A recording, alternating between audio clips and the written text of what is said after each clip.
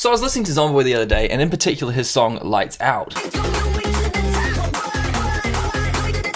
And in his build-up, he does this little trick, which honestly I really never hear in any tunes anymore. It's so simple, but so effective. I implemented it in my own track, see if you can hear what I'm talking about here, and then I'll show you how to do it.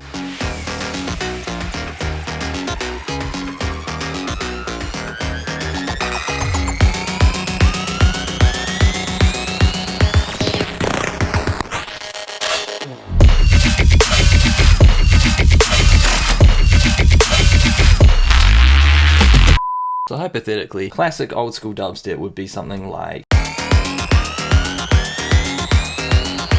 and then just repeat that. Or we could have done something with like a high pass, built it up there.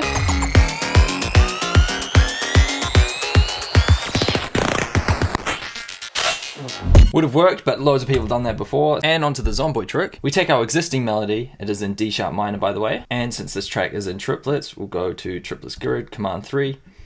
And we'll just repeat that D sharp note since the scale of this track is D sharp minor. That could also work, but it doesn't have like immediate tension, such as this Zomboy hack. So I'm gonna drop this first 2 bars down 2 notes in the scale.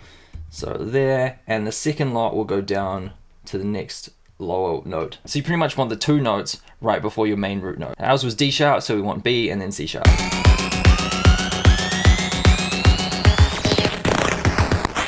Or we could go the other way around. Instead of ascending, we'll go descending.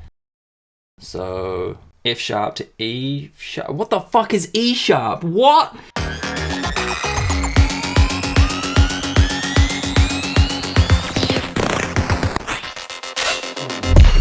So simple. The key is to play around the root note. Personally, I think the ascending one sounds a lot better than descending, but I mean, they both work. And so the next note you're immediately expecting to hear is our original note. Obviously, you have a melody or a riff beforehand, which you're able to adapt into this fast-paced kind of build. So the ascending 2 notes that lead into the root note give tension for the build, and when the root note finally kicks in with a drop, boom, there's the root note with the bass and just explosive power.